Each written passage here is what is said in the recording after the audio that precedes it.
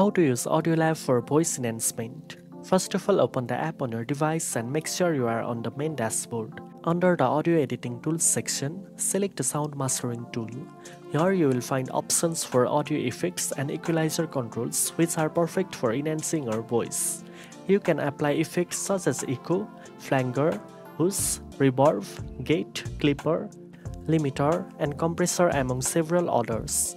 After selecting the effect you prefer, you will see sliders for each setting, allowing you to make your voice sound clearer, richer, and more professional.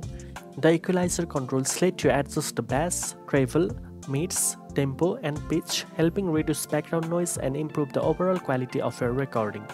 AudioLab's real-time preview allows you to hear every adjustment instantly, making it easy to fine-tune your voice to perfection.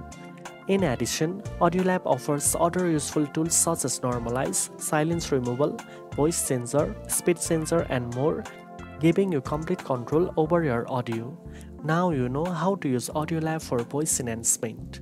If you found this video helpful, don't forget to like, share, and subscribe for more audio editing tips. Thanks for watching, and I'll see you in the next one.